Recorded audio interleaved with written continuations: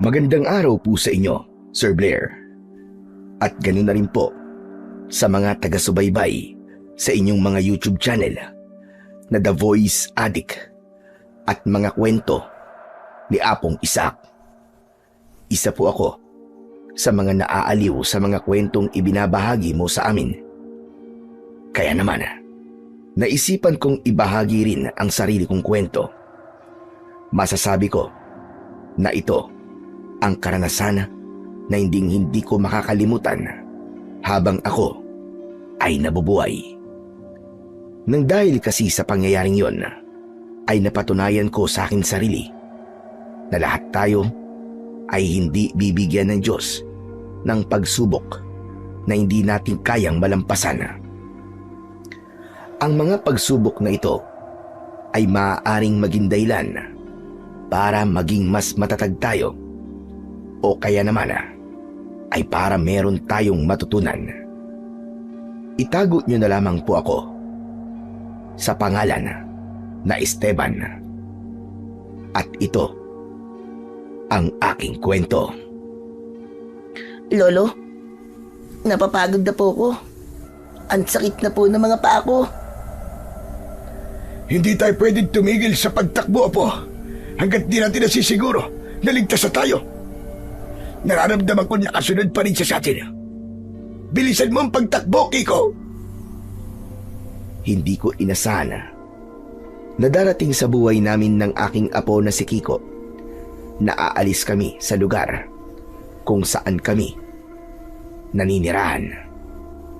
Isang aswang kasi ang may matinding galit sa akin at wala siyang ibang gustong mangyari kundi ang patayin ako. Isa kong dating antingero na gumagamit ng mga anting-anting at agimat para makipaglaban sa mga aswang. Nang tumanda na ako, ay huminto na ako sa ganung gawain at nanggagamot na lamang ako ng mga may sakit dahil gusto ko na ng tahimik na buhay. Hindi ko naisip na sa dami ng aswang na aking nilabanan noon ay may isang magtatanim ng matinding galit sa akin at ang aswang na yon ang humahabol sa amin ni Kiko ng gabing yon. Ngunit sa hindi inaasahang pangyayari ay nadapa si Kiko. Agad ko siyang binalikan at itatayo ko na sana siya, pero nakita ko ang malalim na sugat sa kanyang tuhod. Mukhang tumama sa bato ang tuhod niya nang nadapa siya. Hindi ko na po kaya, Lolo. Iwan niyo na lang po ako rito. Ako na po ang bahalang humarap sa aswang para makatakas po kayo. Ano ba sinasabi mo? Hindi kita pwedeng iwanan, ha? Hindi mo isasakripisyo ang buhay mo para sa akin. Tara na! Kailangan nating makalayo rito. Hindi ko na po kayang tumakbo, Do. Sobrang sakit na po talaga ng tuhod ko. Halika, bubuhatin na lang kita. Hindi ka magpapaiwan dito. Parehas nating matatakasan ang walang hiyang aswang na yon. Binuhat ko si Kiko at muli akong tumakbo. Ang totoo ay maaari ko namang harapin ang aswang na humahabol sa amin. Kaya lang, matagal ko nang hindi nagagamit ang aking anting-anting, kaya wala yung kapangyarihan. Sigurado ko na sinadya ng aswang na yon na wala akong kalaban-laban sa kanya at sa kanya pinagtangkaan ang buhay namin ng aking apo. Wala akong sapin sa paa. Sa sobrang pagmamadali kasi para makatakas sa aswang, nang pasukin nun ang bahay namin ay hindi ko na nagawang magsuot ng tsinelas. Hindi ko na ininda ang matutulis na bato na tumutusok sa talampakan ko dahil ang tanging nasa utak ko ng mga oras na yon ay ang makalayo at makahanap ng ligtas na lugar. Makalipas ang ilang sandali ay napahinto ako sa pagtakbo. Isang ilog kasi ang nasa harapan namin at malakas ang agos ng tubig doon. Wala na kaming ibang pwedeng pagpilian kundi ang tawirin ang ilog. Nararamdaman ko kasi na malapit na sa amin ang aswang. Kaya kahit wala akong ideya kung kakayanin ba namin ang rumaragasang tubig sa ilog, ay lumusong ako roon. Sa kasamaang palad, ay malalim pala ang ilog. Yun ang hindi ko napaghandaan. Kaya tinangay kami ni Kiko ng tubig. Maigpit kong niyakap ang apo ko. Sa utak ko ay walang tigil akong nagdadasal sa Diyos na sana ay wag niya kaming pabayaan. Hanggang sa humampas ang katawan ko sa malaking bato, doon ko na nabitiwan si Kiko at mabilis siyang nawala sa paningin ko. Sa pagkataranta ko ay hindi ko napansin ang isa pang bato sa unahan ko. Humampas doon ang ulo ko at agad akong nawalan ng malay. Inakala ko na yun na ang magiging katapusan ko, pero bigla akong nagising habang nasa tabi ako ng ilog. Maliwanag na ang paligid. Hindi ako makapaniwala nang nakita ko si Kiko sa tabi ko at masaya niya akong niyakap. Lolo, akala ko po hindi ka na magigising eh. Akala ko mamamatay ka na. Ano nangyari? Paano tayong napunta rito? Hindi niyo po ba natatandaan? Inanod po tayo ng ilog. Nabitiwan niyo po kasi ako at tumama po kayo sa bato. Alam ko. Natatandaan ko yan. Ang ibig ko sabihin paano mo akong nakita? Nang nagkaiwalay po tayo, ay nakahawak po ako sa isang bato. Yung po ang ginamit ko para makaahon sa ilog. Ang akala ko po talaga ay wala na kayo, Lo. Tapos, naglakad-lakad po ako at nakita ko po kayo rito. Kanina ko pa nga po kayo hinihintay na magising eh. Salamat sa Diyos. At hindi na tayo pinabayaan. Pero ikaw, kumusta ka? Hindi ka ba nasaktan o nasugatan? Sa awa naman po ng Diyos ay hindi po. Parang himala nga po ang nangyari. Kasi kahit sobrang lakas po ng agos sa ilog, ay wala po akong sugat. Maliban po sa sugat ko sa tuhod nung nadapa po ako. Pero ikaw po, Lo, may sugat ka po sa noo. Humampas kasi sa bato noo ko nung nabitiwan kita. Huwag kang mag-alala. Ayos lang ako. Malayo to sa bituka at hindi ko ito'y kamamatay. Ang importante ay mukhang malayo na tayo sa aswang na gustong pumatay sa atin. Kaya nga po. Pero Lo, hindi po pamilyar sa akin ng lugar na kinaroroonan natin ngayon. Saka, parang wala pong bahay na nakatayo dito. Lo, nagugutom na po ako. Kaya na pa po kumakalaman tiyang ko eh. Sandali lang. At maghahanap tayo ng pagkain sa paligid. Maraming puno sa banda roon. Baka makakita tayo ng prutas. Kahit medyo nahihilo, ay pinilit kong tumayo. Ipinakita ko kay Kiko na ayos lang ako para hindi siya mag-alala. Masakit sa balat ang tama ng matinding sikat ng araw, kaya nagmadali kami ni Kiko sa paglalakad hanggang sa narating namin ang mapunong parte ng lugar na kinaroroonan namin. Doon ay nakakuha kami ng lilom mula sa malalaking puno. Makalipas ang ilang minutong paghahanap ng makakain, ay bigo pa rin kami. Lo, parang wala naman pong prutas dito eh. Kanina pa po tayo naglalakad, pero wala pa rin tayong nakikitang pwede nating kainin. Kaya nga, mukhang puro punong kahoy lamang ang naririto. Napapagod ka na ba, Apo? Gusto bang magpahinga na muna? Sige po, mas lalo po ako nangihina at nagugutom sa paglalakad natin eh. Ayun, doon tayo sa ilalim ng malaking puno. Mukhang magiging komportable tayo roon. Nilapitan namin ni Kiko ang malaking puno at umupo kami sa malalaking ugat nun na nakausli sa lupa. Hindi ko mapigilang maawa sa apo ko dahil ramdam ko ang pagod at gutom niya ng sandaling yon. Pasensya ka na kung nadamay ka sa galit ng aswang na yon sa akin. Ako lang naman talaga ang gusto niyang patayin. Pero dahil alam niyang apo kita, ay gusto ka na rin niyang mawala. Ayos lang po, Lo. Saka, kung ano pong problema nyo ay problema ko na rin po. Pero ano po bang nagawa nyo sa aswang na yun? At galit na galit po siya sa inyo. Sa pagkakaalam ko, ay si Arturo ang aswang na yon. Isa ang tatay niya sa mga aswang na pinatay ko noon sa isang baryo. Kailangan ko yung gawin dahil sobra na ang perwisyo na dulot nila sa mga tao. Kung hindi ko yung ginawa, malamang ay marami pa silang napatay na mga inosente. May hinala rin ako na matagal na akong minamatyagan ni Arturo dahil umatake siya kung kailan alam niya na wala akong kakayahan na makipaglaban sa kagaya niya. May magandang dahilan po pala kung bakit nyo pinatay ang tatay ni Arturo. Bakit ba ganun ng mga aswang? Talaga bang nilikha po sila para pumatay ng mga tao? Apo, hindi naman lahat ng mga aswang ay masasama. Meron ding mga aswang na may mabuting puso o yung hindi pumapatay ng mga tao.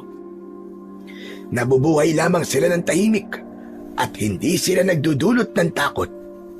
Ganun po ba? Ang akala ko po talaga, lahat po ng aswang ay masasama.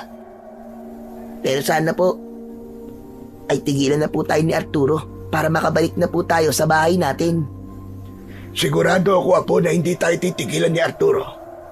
Matatahimik lang siya kapag napatay niya na tayo. Kaya hindi magandang ideya na bumalik tayo sa bahay natin. Pero saan naman po tayo pupunta, Lo? Sa totoo lang, Apo, ay hindi ko rin alam. Pero maganda na mukhang nakalayo na tayo kay Arturo. Sa ngayon, ay masasabi kong ligtas na tayo mula sa kanya. Ang kailangan na lang natin gawin ay maghanap ng matitirahan natin kahit pansamantala. Mukhang wala po tayong makikitang bahay dito. Gubat po yata itong kinaroroonan natin eh. Malay mo ba eh? Kapag nakalabas tayo sa gubat na ito, ay may mga kabayan na makikita tayo. Siguro naman ay merong tutulong sa atin doon. Sana nga po, Lo. Pero nagugutom na po talaga ako. Ang sakit na po ng tiyan ko, Lo. Tiisin mo na lang muna ang gutom mo. Ang mabuti pa ay matulog ka muna para paggising mo ay wala na yung gutom na yan. Ganyan kasi ang ginagawa namin nung mga bata pa kami kapag wala kaming pagkain. Itinutulog na lamang namin. Eh di, matulog na rin po kayo, Lo. Alam ko po na nagugutom na rin po kayo eh. Ayos lang ako, Apo. Huwag mo akong isipin. Babantayan kita habang natutulog ka. Humiga na si Kiko sa lupa. At dahil sa sobrang pagod niya, ay mabilis siyang nakatulog. Nang tuyog na ang apo ko, ay doon ko na pinakawalan ang aking mga luha. Tahimik akong umiyak dahil hindi ko akalain na mararanasan ni Kiko ang ganung bagay. Sa isang iglap ay nawala ang lahat sa amin at kailangan naming magsimula ng walang-wala. Tanghali na nang nagising si Kiko. Sinubukan ulit naming maghanap ng pagkain sa gubat. Sa awa naman ng Diyos ay may nakita kaming isang puno ng bayabas na may mga bunga. Kahit hindi mga hinog na bayabas ay pinagtiyagaan na namin. Ang importante ay magkaroon ng laman ang aming sikmura. Maya-maya pa ay bumalik kami sa ilog para uminom. Nagpalipas kami ng oras sa ilalim ng malaking puno. Kinuwentuhan ko si Kiko ng mga nakakatawa kong karanasan sa buhay para kahit papano ay maaliw siya. Pero makalipas lamang ang ilang sandali ay muli akong nakaramdam ng lungkot dahil sa pagkakadamay ni Kiko sa problema ko. Bigla akong huminto sa pagsasalita at tumingin ako sa kawalan. Okay ka lang ba, Lo? Bakit bigla po kayong tumigil sa pagkikwento? Ituloy niyo na po yung kwento niyo kanina. Bigla ko kasing naisip ang nanay mo. Kung sumama ka sana sa kanya sa Maynila, ay hindi ito mangyayari sa'yo. Mas gusto ko pa po, nahabulin na lamang ng mga aswang kesa sumama kay nanay, na iniwanan po ako nung baby pa lang ako para makapag-asawa uli siya. Tapos nung yumaman na siya, ay sa kanya lang ako kukunin. Pero kung sumama ka sa kanya, ay maganda na sana ang buhay mo ngayon. Panigurado na nag-aaral ka sa isang kilalang paaralan. Aanin ko naman po ang ganung bagay kung hindi ko po kayo kasama, Lo. Simula po nung baby ako, ay kayo na po nag-alaga sa akin. Mas gusto ko pa pong maghirap basta't kasama ko po kayo. Tsaka wag na nga po natin pag-usapan si nanay. Ang dapat po siguro nating isipin ay kung paano tayo makakalabas sa gubat na to bago dumilim. Tama ka. Hindi tayo pwedeng manatili rito. Pero, kaya mo na bang maglakad? Oo naman po. Kahit papano nabusog po ako sa bayabas. Kaya malakas na po ulit ako. Kung ganun ay tara na. Hanapin na natin ang daan palabas sa gubat na ito. Magkasabay kaming tumayo ni Kiko at nagsimula kaming maglakad. Ipinagdasal ko sa Diyos na sana ay makita na namin ang tamang daan palabas ng gubat bago pa tuluyang kumagat ang dilim. Lumipas ang ilang oras pero bigo pa rin kaming makita ang daan palabas ng gubat. Pakiramdam ko nga ay paikot-ikot na lamang kami. Ganun pa man, hindi pa rin ako nawalan ng pag-asa. Kailangan kong maging matatag para sa aking apo. Pansin ko rin na nanghihina na si Kiko dahil sa pagod. Sigurado rin ako na gutom na naman siya. Pero sa pagkakataon na yon, ay hindi ko na narinig na nagreklamo si Kiko. Tila naisip niya na mas lalo akong mag-aalala kung dadaing na naman siya sa akin. Hanggang sa biglang bumuhos ang napakalakas na ulan.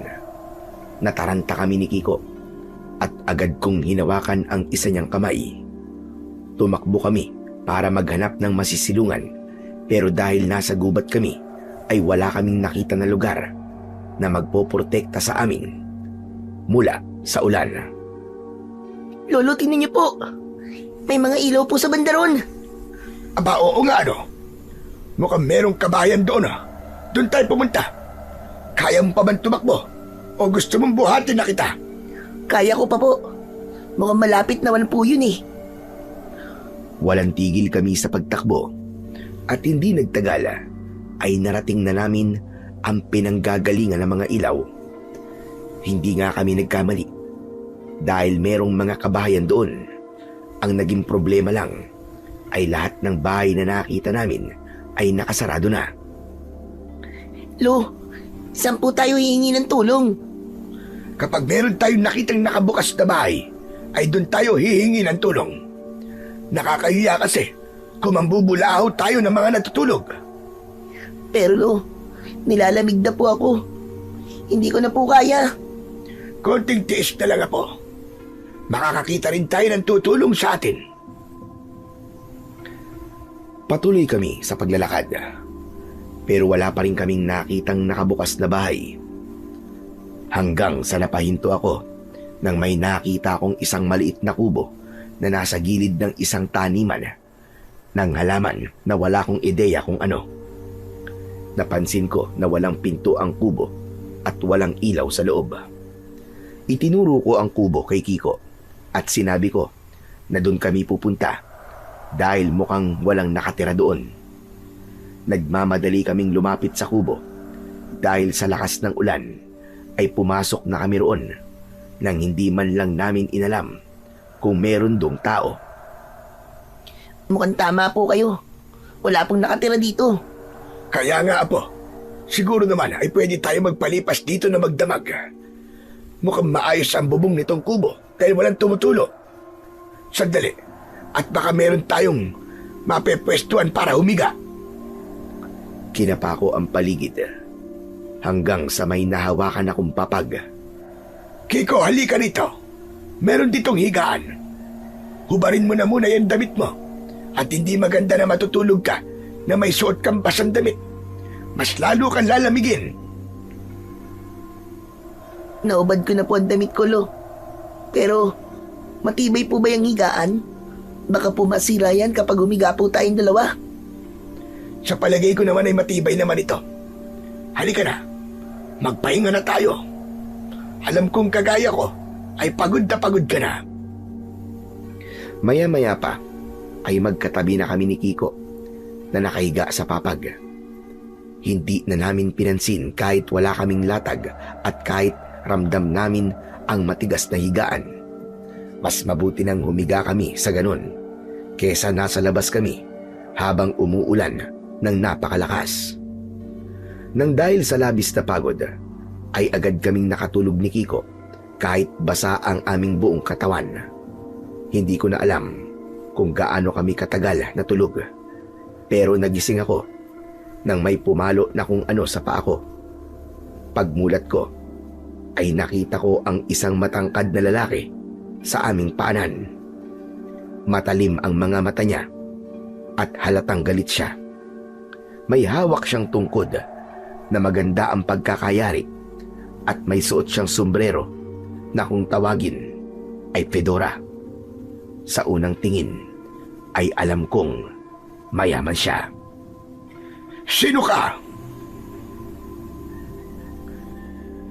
Kayo yata dapat kong tanungin yan.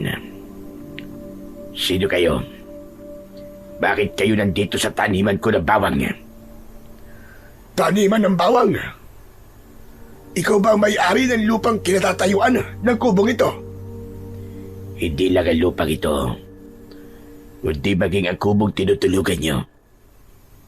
Ilang araw lang ako nawala. Tapos meron na palang tumitira sa kubong ito nang hindi ko nalalaman na. Nang sandaling yon, ay nagising na si Kiko. Napayakap siya sa akin nang nakita niya ang lalaki sa aming harapan. Lo, sino po yan? Nakakatakot po siya. Bakit kamukha siya ng mga kalaban ni FPJ? Aba, bastos yata ang bungaga ng batang ito ha.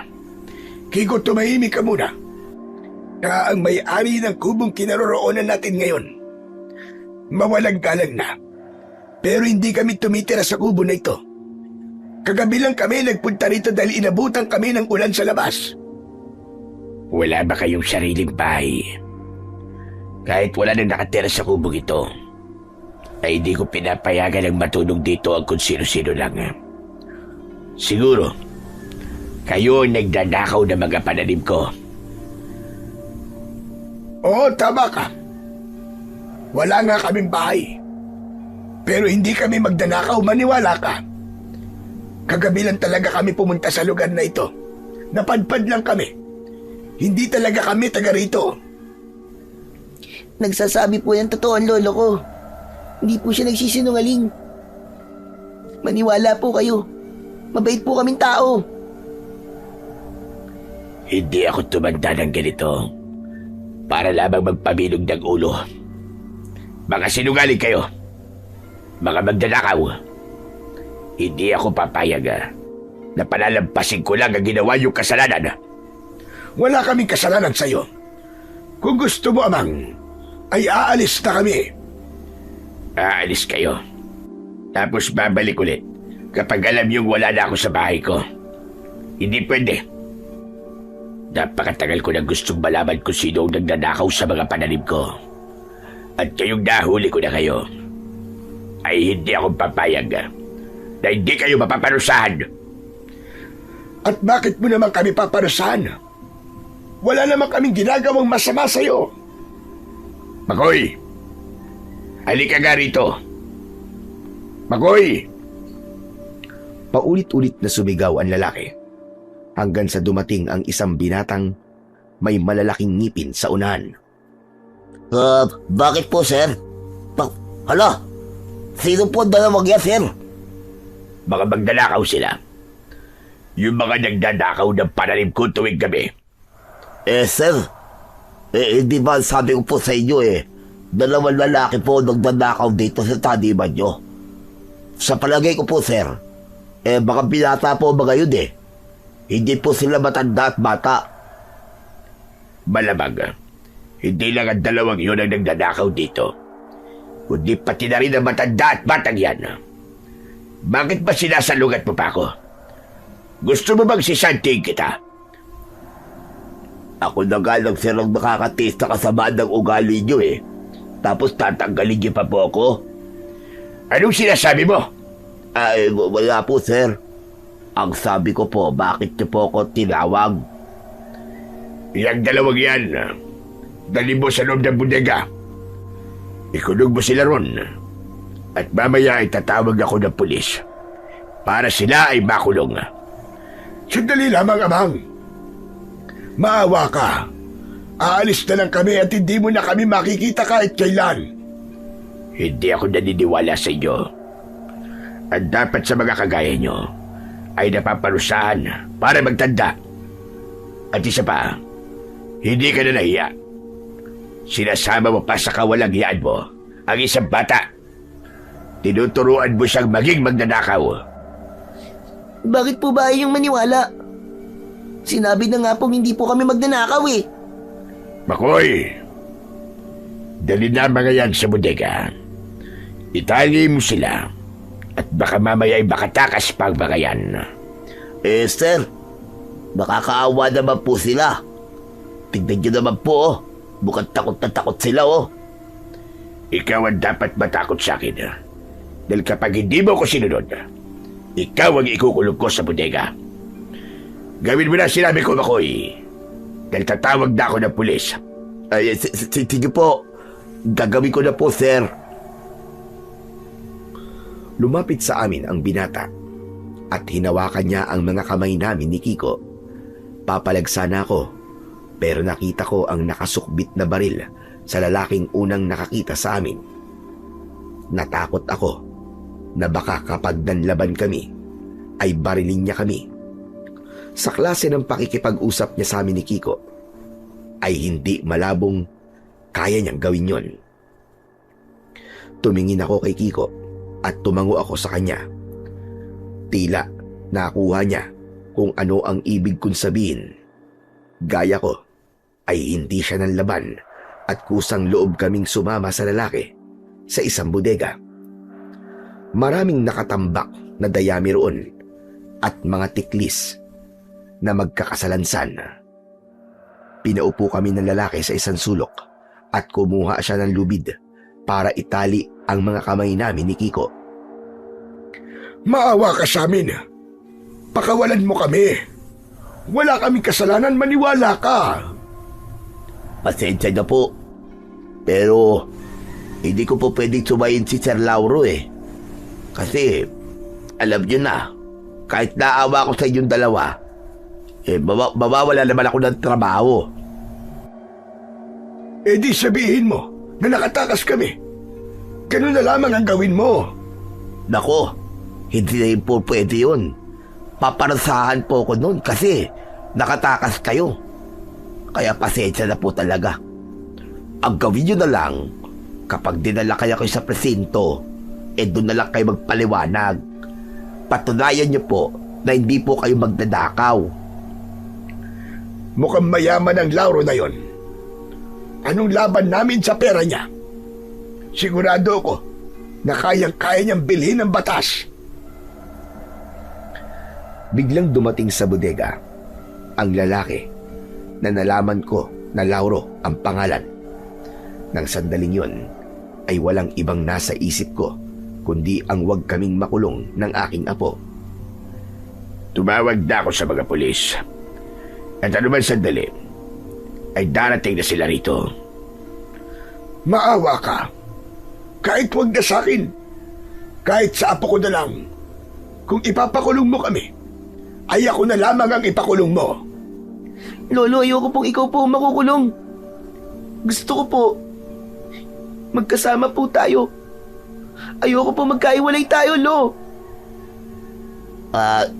Sir Lauro, hindi ka ba naawa sa kanila? Isang maglolo, na nagmamahalan at tayo maghiwalay. Sir, wala ka ba talagang puso, sir? Manahimik ka nga dyan. Hindi ako madadala sa drama na mga yan. Inaamin ko na. Mali na nakatulog kami sa kubong yun. Pero ang akala kasi namin ay wala nang nakatira doon. Ganito na lang kung gusto mo. Magtatrabaho na lang kami sa'yo. Gawin mo kaming utusan para makabayad kami sa kasalanan namin sa'yo kung meron man talaga. Huwag mo na lang kaming ipakulong, maawa ka naman. Sir, mukhang maganda yung offer sa'yo nung matanda. Hindi ba? Marami na nag-resign sa taniman nyo. Kasi, ang sama-sama ng ugali nyo. Kailangan po natin ng dagdag na tao ngayon, sir. Sanay na kami sa hirap ng apo ko. Masipag kami. At hindi kami mareklamo. Pakiusap.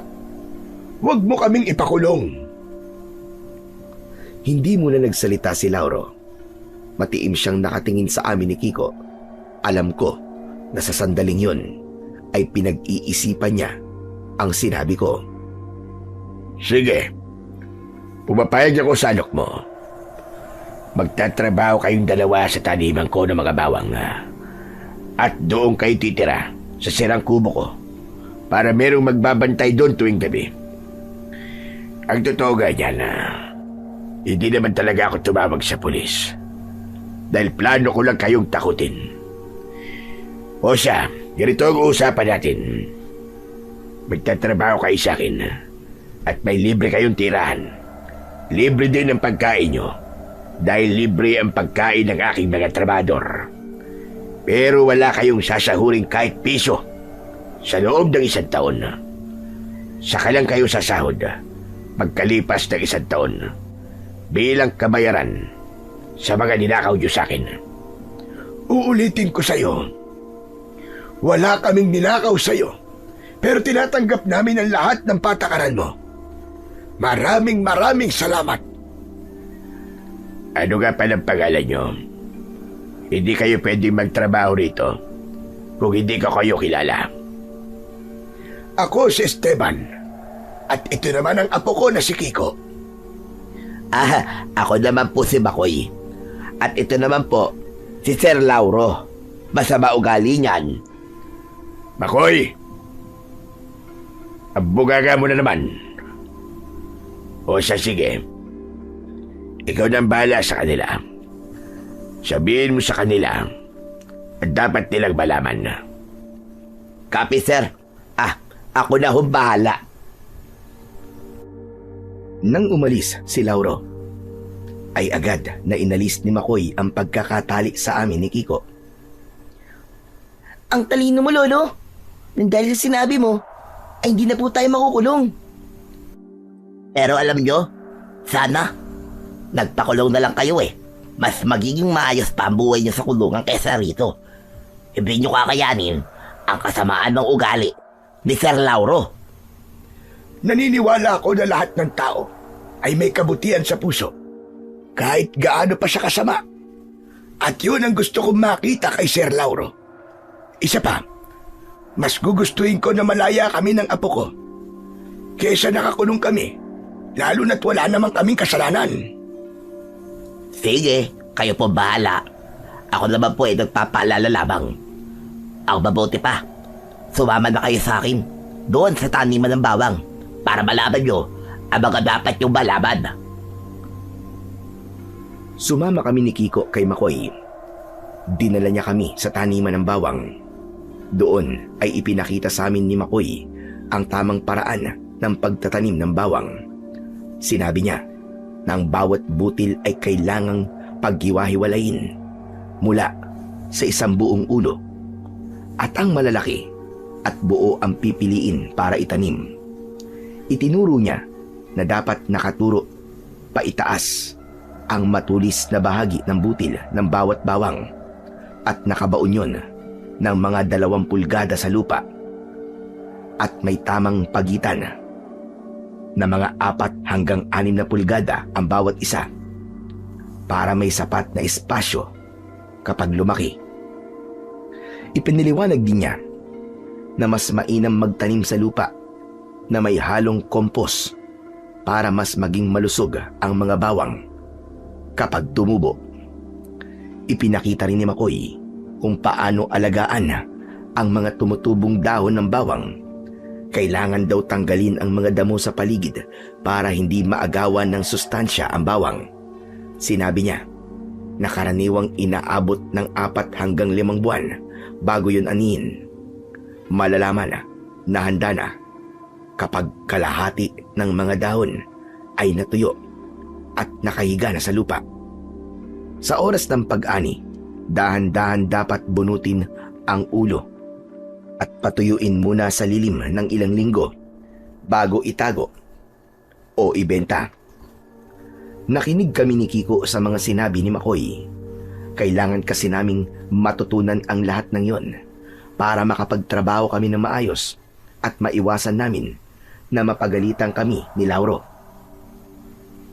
Matapos kaming maturuan ni Makoy sa mga dapat naming malaman tungkol sa pagtatanim at pag-aalaga sa bawang, ay nagtrabaho na kagad kami ni Kiko. Tiniis namin ang matinding sikat ng araw. Kahit papano ay nagpasalamat ako dahil libre ang aming pagkain mula almusal, pananghalian at hapunan. Pagsapit ng gabi ay dumaan sa bahay si Makoy at binigyan niya kami ng mga lumang damit. May kasama rin yung unan, banig at kumot. Nagpasalamat kami kay Makoy dahil sa kabutihan niya sa amin ng apo ko. Habang nakahiga kami ni Kiko sa papag, ay bigla siyang pumaling paharap sa akin. Lo, dito na po ba tayo titira habang buhay? Hindi ko alam, Apo. Depende sa kung ano ang mangyayari. Pero, ang sama po ng ugali ni Sir Lauro. Parang galit po siya sa mundo. Siya po yung klase ng tao na kahit wala naman po dapat ikagalit, ay nagagalit po siya. Ramdam ko na merong dahilan kung bakit ganun ang ugali niya. Siguro ay meron siyang hindi magandang karanasan na hanggang ngayon ay daladala niya. Baka nasasaktan pa rin siya sa karanasan na yon. Kung tama po ang hinala nyo, parang mali po na ibaling niya po sa mga taong nakapaligid sa kanya yung sakit po na nararamdaman niya. Tama ka sa sinabi mo. Pero wala na tayong magagawa pa sa bagay na yan. Ang importante ay meron na tayong matutuluyan kahit papano. Pero do, ligtas na po kaya tayo dun sa aswang na gusto po tayong patayin? Hindi ko rin alam, Apo. Kaya naisip ko na kailangan maging handa tayo sa kung anong pwedeng mangyari sa mga susunod na araw. Hindi natin alam kung hinahanap pa rin ba tayo ni Arturo. Baka isang gabi ay bigla na lamang siyang bumulaga rito. Anong paghahanda po ang gagawin natin? Dadasalan at oorasyon ng kulit ang aking anting-anting para muling mabuhay ang kapangyarihan nito. Nang sa ganun, ay bigyan ulit ako nito ng lakas kapag nakikipaglaban ako sa aswang. Ibig sabihin, babalik na po ulit kayo sa pagiging antingero? Ganun na nga. Yun lang kasi ang tanging paraan na naisip ko. Hindi tayo pwedeng kampante lang kahit parang malayo na tayo kay Arturo. Hindi natin alam kung ano ang kaya niyang gawin. Kaya mas maganda kung palagi tayong magiging handa. Matapos kong sabihin yon kay Kiko, ay sinabi kong matulog na kami dahil bukas ay marami pa kaming gagawin. Hinintay kong makatulog si Kiko bago ako lumabas ng kubo. Hinubad ko ang anting-anting na nakasabit sa aking leeg.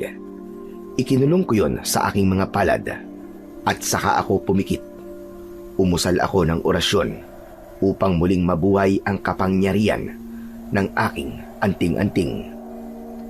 Nang natapos na ako, ay isang malalim na paghinga ang aking pinakawalan. Hindi ko agad mabubuhay ang kapangyarihan ng aking anting-anting. Kailangan ay maging matyaga ako gabi-gabi na orasyonan yon hanggang sa tuluyan ng bumalik ang kapangyarihan nun. Na mga nagdaang araw ay palagi kaming gumigising ng maaga ni Kiko. Pagkakain ng almusal ay dumidiretso kami sa pagtatrabaho sa taniman ng bawang. Isang tanghaling tapat, abala kami ni Kiko sa pagtatanim ng bawang. Kaya kahit paano ay alam na namin ang aming gagawin. Kaya hindi na kami binabantayan ni Makoy. Lo, hindi po ba pangontra po sa aswang ang bawang? Tama ka. Ayaw ng mga aswang ang amoy ng bawang. Kaya kapag meron yan, ay napipilitan silang umalis. Ibig po palang sabihin ay ligtas po tayo sa kubo natin. Kasi napapalibutan po yun ng mga bawang.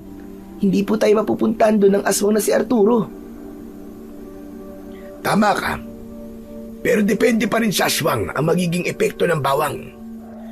Meron kasing mga aswang na sanay na sa amoy ng bawang, habang ang ilan ay sadyang malakas, kaya hindi na tumatalab sa kanila ang bawang. Hindi rin pala tayo sigurado sa kaligtasan natin. Kahit napakaraming bawang pa sa paligid natin. Pero, ano na po pala nangyari sa anting-anting niyo, Lo? Naibalik niyo na po ba ang kapangyarihan nun? Sa ngayon, ay hindi pa. Kaya hindi ako tumitigil sa pag-oorasyon tuwing gabi bago ako matulog.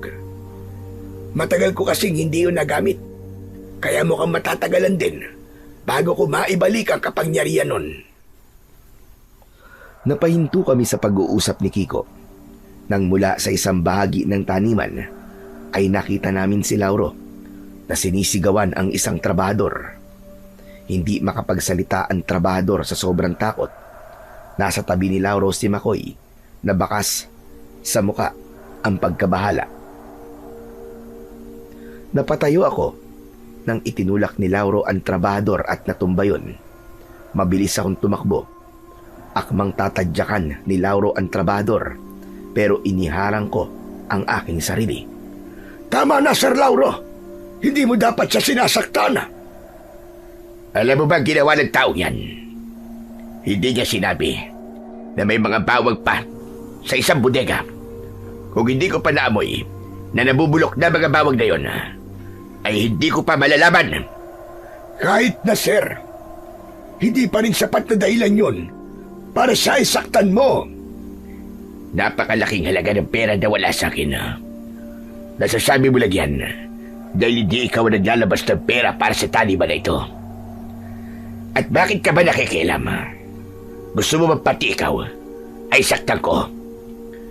May iba namang paraan para parusahan mo siya, pero hindi kasama doon ang pananakit.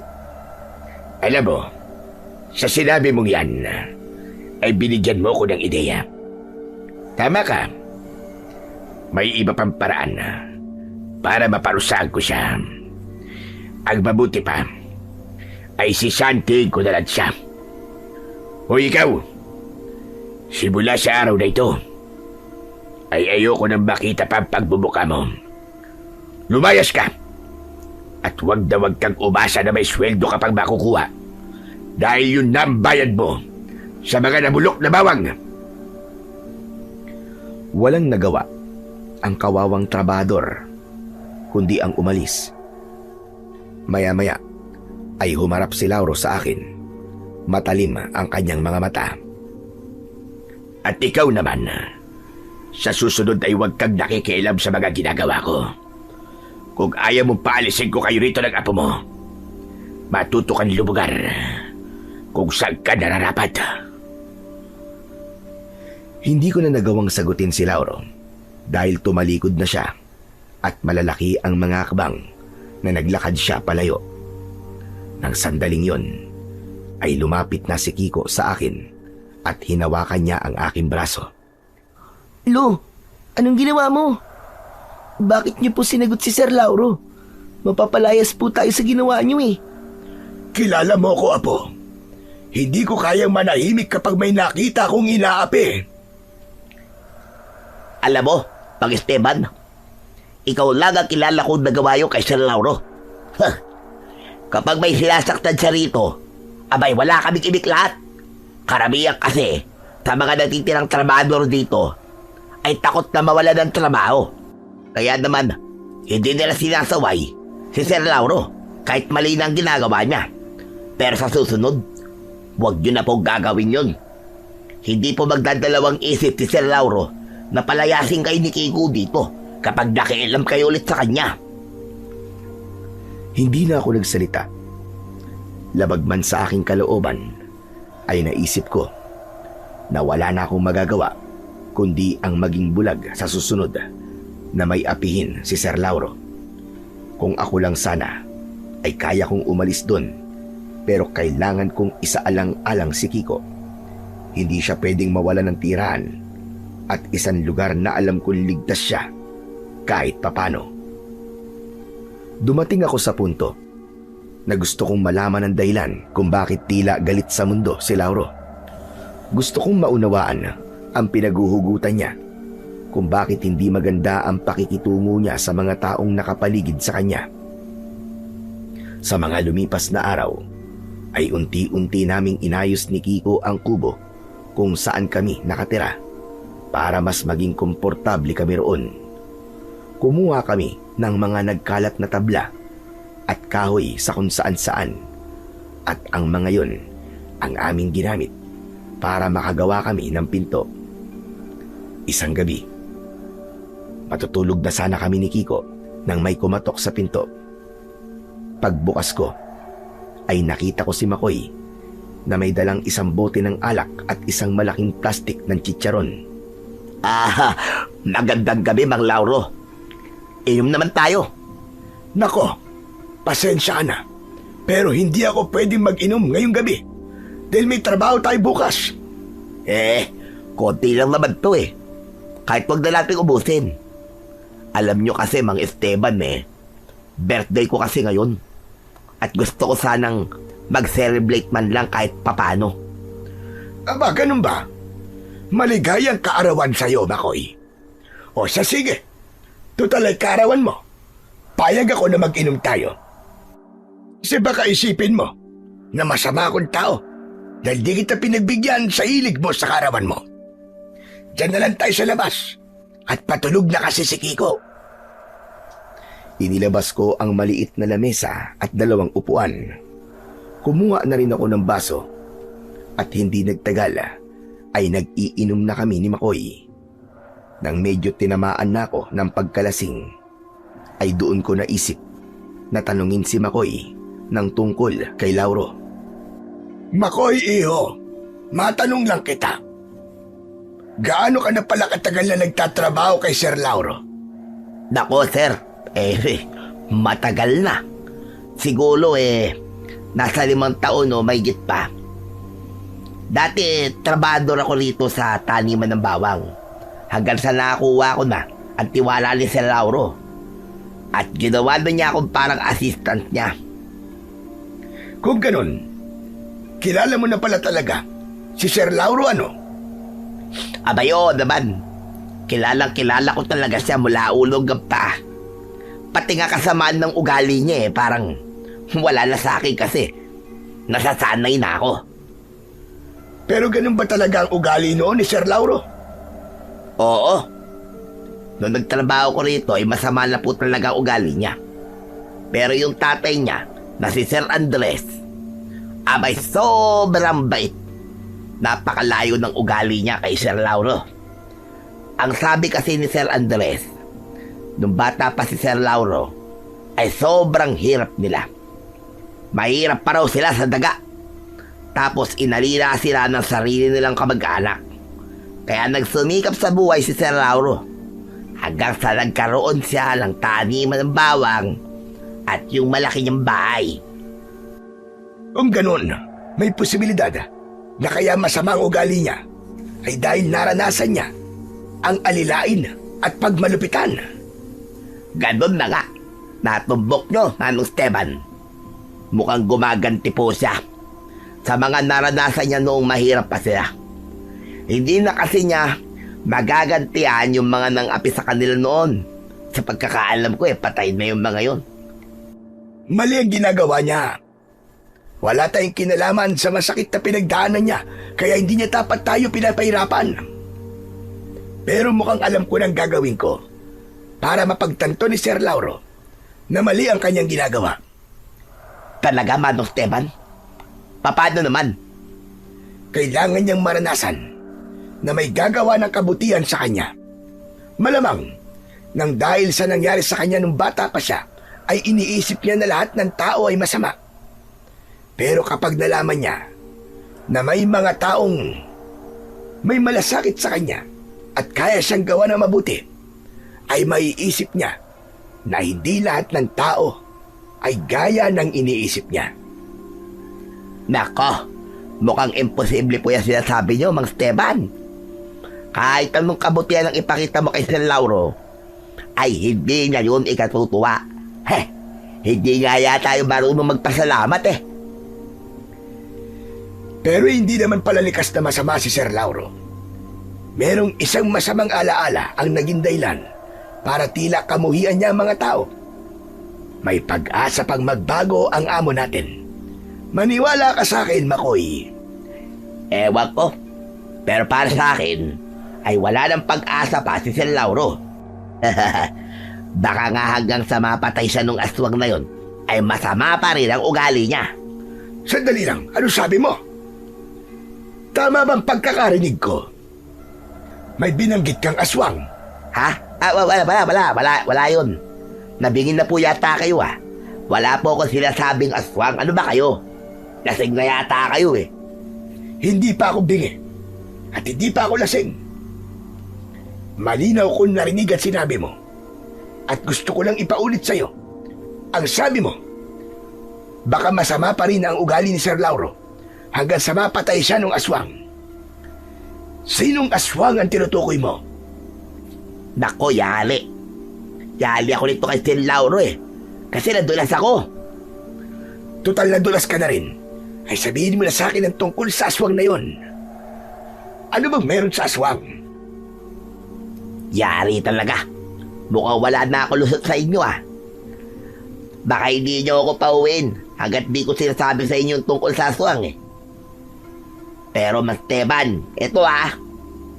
Mangako kayo sa akin na lahat ng sasabihin ko sa inyo ngayon ay hindi mo sasabihin sa kahit na kanino.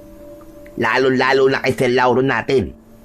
Kasi kapag nalaman niya na sinabi ko to sa inyo, abay, sigurado mawawalan ako ng trabaho.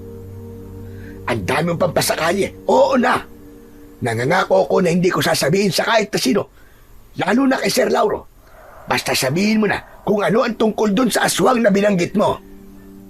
O sige kung mga, ganito kasi yun. May isang aswang na galit kay Sir Lauro. Berta po ang pangalan ng aswang na yun. Alam ko to kasi naikwento sa akin to ni Sir Lauro eh, nung isang beses na nalasing siya. Eh bakit naman galit na galit kay Sir Lauro ang aswang na sinabi mo? Noong kasi, bago bilhin ni Sir Lauro ang lupan to, ay meron ditong nakatayong kubo. Abay doon nakatira si Berta. Nang nabili ito ni Sir, siyempre, kailangan nang umalis ni Berta. Kasi nakikitirik lang naman siya dito sa bahay. Pero ayaw umalis ni Berta. Kasi nga, matagal na daw siya nakatira sa lupang to. Aba, nagmatigas si Berta hanggang sa sinudog ni Sir Lauro ang bahay ni Berta. Wala lang nagawa si Berta, kundi ang umalis. Walang kaalam-alam si Sir Lauro na yung Berta pala na yun ay isang aswang. Nalaman na lang niya ng isang beses na pinagtangkaan ng buhay niya at sinabi ng aswang na siya ang pinalayas ni Sir sa lupang ito. Eh di si Berta yun. Ibig sabihin, matagal nang pinagtatangkaan ng aswang na yun ang buhay ni Sir Lauro, ganun ba? Oo naman. Kaya ka't tuwing gabi ay hindi na lumalabas pa ng bahay si Sir Lauro. Ayun, kasi nga, baka nasa paligid lamang si Berta. Saka kung mapapansin mo baka bawang ang piniling itanim ni Sir Lauro at gawing kabuhayan. May nakapagkasabi kasi sa kanya na mabisa daw na pangontra sa aswang ang mga bawang. Naisip niya siguro na kung merong malawak na taniman ng bawang dito, ay baka hindi na siya malapitan ni Berta. Di ba? Tama naman. Epektibo ba ang pagtatanim niya ng bawang? Siguro. Di ko alam. Pero simula kasi ng marami ng bawang dito, ang sabi ni Sir ay di na bumalik si Berta. Epektibo ka siguro ang bawang na pangontra sa aswang. Alam mo, Makoy, hindi lahat ng aswang ay takot sa bawang. Paano kung ang plano ni Berta ay hintayin na maging kampante si Sir Lauro at kapag nangyari yon, ay saka siya atake sa oras na hindi niya inaasahan? Aba, posible ang sinabi nyo, ha? Pero bakit parang may alam yata kayo tungkol sa mga aswang? Ano kasi? Meron din kasing aswang sa lugar na pinanggalingan namin ng aking apo. Kaya parang normal na sa akin ang makarinig ng kagaya ng ikinikwento mo. Pero bakit hindi na lang humingi ng tulong si Sir Lauro sa mga taong may kakayahan na makipaglaban sa aswang? Sa tingin nyo po ba di niya na yung ginawa? 2 beses na po siyang humingi ng tulong sa mga manunugis. Pero yung 2 yun ay muntik nang mapatay ni Berta. Kahit matanda na si Berta, malakas pa rin siyang klase ng aswang. Kaya nga minsan kapag natutulog ako sa bahay ni Sir Lauro, abay takot na takot ako aba. Baka kasi bigla na lamang dumating si Berta. O ayan sinabi ko na sa inyong lahat. Sobra-sobra pa nga sa dapat ko sana sabihin Basta, pangako mo sa akin, Mang Esteban. Huwag mong sasabihin kay Sir Lauro na sinabi ko yun sa inyo. Mayayari talaga ako. Huwag kang mag-alala, Makoy. Dahil marunong akong tumupad ng pangako, hindi kita ipapahamak. Aasahan ko yan, O siya, tumagay na tayo. At parang nawala ng pagkalasing ko sa haba ng kwentuhan natin Kinuha ko ang basong may laman na alak at diretso ko yung ininom. Nagpatuloy ang inuman at kwentuhan namin ni Makoy. Pero ang isip ko ay naroon pa rin sa aswang na galit kay Lauro. Napagtanto ko na halos parehas pala kami ng problema at mas lalong tumindi ang aking kagustuhan na muling maibalik ang kapangyarihan ng aking anting-anting para sa sandaling kailanganin ko yun ay magagamit ko yun ulit. Kinabukasan ng umaga, pagkagising ko ay naramdaman ko ang pananakit ng aking ulo dahil sa hangover. Nakita ko si Kiko na mahimbing na natutulog sa tabi ko. Bigla kong kinabahan nang mapagtanto ko na mataas na ang sikat ng araw. Tumayo ako at pagsilip ko sa bintana ay bumungad sa akin ang ilang trabahador na abala na sa taniman ng bawang. Agad kong tinapik ang braso ni Kiko. Apo, gumising ka na, tanghali na. Inaantok pa po ako, Louie. Bumangon ka na. Kailangan na natin magtrabaho. Ang bihira na yan. Bakit pa kasi ako nag-inom kagabi? Napasarap tuloy ang tulog ko. Ikaw naman. Bakit hindi mo ako ginising? Hindi po ba? Kayo po ang gumigising sa akin? Ewan ko sa'yo. Tara na. Kailangan na natin magtrabaho. Dahil kapag nalaman ni Sir Lauro na ngayon lang tayo magsisimulang magtrabaho, ay baka magalit siya sa atin. Kahit masakit pa ang ulo ko, ay hinila ko na si Kiko palabas ng kubo para magtrabaho. Pero parehas kaming natigilan nang makita namin si Lauro na nakatayo sa harapan ng kubo. Matalim ang tingin niya sa amin at mahigpit ang pagkakahawak niya sa kanyang tungkod. Sa wakas, nagising na rin ang mga trabahador ko na ang pakiramdam ay anak ng mayaman. Pasensya ka na, Sir Lauro. Kung ngayon lang kami nagising ni Kiko. Nag-inom kasi kami ni Makoy kagabi. Kasi kaarawan niya. Napasarap ang tulog ko dahil sa alak. Parehas kayong nag-inom ni Makoy. Pero bakit maaga pa rin nagising si Makoy? Tapos ikaw ay hindi. Mangyaring, hindi na kasi ako sanay uminom. Patawarin mo kami. Alam mo naman na mahalaga ang oras sa taniman ko. Kapag oras na ng trabaho, ay gusto ko ay nakikita ko kayong lahat na nagtatrabaho. Malaki ang perang nawawala sa akin sa mga kagaya niyong tamad at nagsasayang ng oras. At dapat sa mga kagaya niyo ay pinaparusahan para hindi natularan ng iba. Parang awa mo na. Ako na lang ang parusahan mo. Tutal ako may kasalanan kung bakit tinanghali kaming magising. Huwag mo nang idamay pa ang apo ko. Hindi ikaw ang magdidesisyon pagdating sa bagay na yan. Ang kasalanan mo ay kasalanan din ng apo mo. Parehas kayong tanghali na nagising. Kaya parehas kayong dapat na maparusahan. Pero huwag kayong mag-alala. Dahil hindi ko kayo sasaktan o ikukulong sa bodega. Hindi ko rin kayo palalayasin. Ang parusa nyo ay hindi ko kayo bibigyan ng pagkain ngayong araw. Magpasalamat kayo dahil yan lamang ang parusa ko sa inyo. Pero sa susunod na ulitin nyo ang kasalanan nyo yan, ay hindi nyo na magugustuhan pa ang gagawin ko sa inyo. Pero Sir Lauro, kapag hindi po kami kumain ni Lolo, manghihina po kami.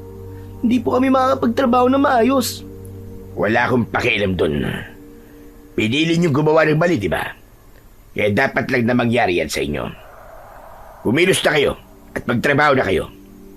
Ayoko makikita ang babagal-bagal kayo ng kilos dahil panibagong parusa na naman ang ipapataw ko sa inyo. Wala na kaming nagawa ni Kiko, kundi ang kumilos para magtrabaho. Sa sandaling yun, ay ayos lang kami. Pero sa bigat ng trabaho sa taniman ng bawang, sigurado ko na mabilis kaming magugutom. Kaya kong magtiis ng gutom. Kaya lang kay Kiko, dun ako nag-aalala. Ganun pa man, umasa na lang ako na sapat ng panglaman sa aming sikmura ang tubig para mairaos namin ang araw na yon.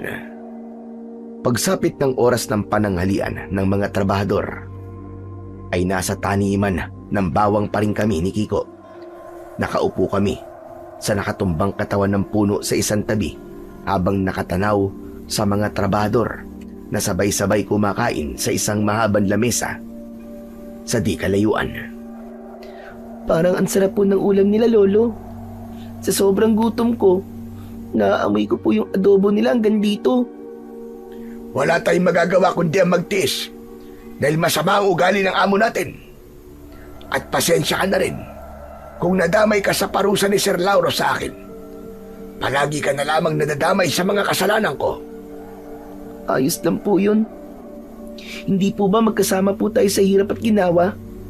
Pero sa susunod, wag na po kayo mag-iinom sa gabi para hindi na po ito mangyari ulit. Oo naman. Hindi ko lang talaga natanggihan si Makoy dahil kaarawan niya. Pero Lo, nagugutom na po talaga ako. Baka hindi po ako makapagtrabaho nito ng maayos mamaya. Ako nga rin eh. Teka, sandali. Tumayo ako at kumuha ako ng isang bawang mula sa isang tiklis. Bumalik ako sa tabi ni Kiko at binalatan ko ang bawang. Kinain ko ang isang butil at inabutan ko ng isa si Kiko. Ano pang ginagawa niyo, Lo? Bakit niyo po kinain ng hilaw ang bawang? Kadiri po kayo. Hindi mo ba alam na maganda sa katawan natin ang pagkain ng hilaw na bawang? Saka mabuti na ito kaysa wala tayong kainin. O eto, kainin mo ito para naman magkalaman ang tiyan mo. Eh baka mamaya po yan umapdi naman po ang sikmura ko. Hindi yan, maniwala ka sa akin. Sige na, kainin mo na to. May pagkaalinlangan na kinuha ni Kiko ang isang butil ng bawang at kinain niya yon. Pero agad din niya yung iniluwa. Pwe! Ang pangit po ng lasa, Lo. Ang angang pa. Hindi ko po kayang kainin yan. Bahala ka. Basta ako, ito ang kakainin ko. Patuloy ako sa pagkain ng bawang hanggang sa naubos ko ang isang buo. Bumunta ako sa aming kubo para uminom ng tubig. Dinalan ko rin ng isang baso ng tubig si Kiko para kahit papano ay magkaroon ng laman ang kanyang tiyan. Pagsapit ng gabi ay magkatabi kaming nakahiga ni Kiko sa papag. Parehas kaming nanghihina dahil sa labis na gutom Maya-maya pa ay may kumatok sa pinto. Nang narinig namin ang boses ni Makoy ay tumayo ako para buksan ang pinto. Ano ginagawa mo rito? Kung yayayain mo na naman ako mag-inom, ayoko na.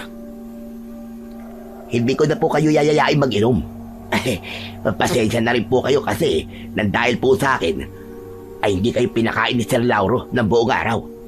Pero nandito po ako para bumawi sa inyo. May dala po akong pagkain para sa inyo ni Kiko. May kanin at adobong manok po akong dala. Talaga? Pero baka mapagalitan ka naman ni Sir Lauro sa ginagawa mong yan. Wala na. Tulog na po si Sir Lauro. Hindi niya malalaman to. Ganun ba? O sige, pumasok ka na. Abay talagang gutom na kami ni Kiko. Pero, ang baho po ng hininga nyo. Para po nanununtok yung amoy ah. Dahil to sa bawang na kinain ko kanina. Kasi wala nga kaming pagkain eh. Halika na, pumasok ka na. Huwag mo nang pansinin ang hininga ko. Labis na natuwa si Kiko nang malaman niya na may dalang pagkain si Makoy. Agad kaming kumain at hindi na namin napansin si Makoy dahil nakatutok ang aming atensyon sa pagkain. Dahan-dahan lang naman kayo sa pagkain. Baka mamaya mabulunan kayo niyan eh. Hayaan mo na lang kami, Makoy. Alam mo namang maghapong kaming hindi kumain.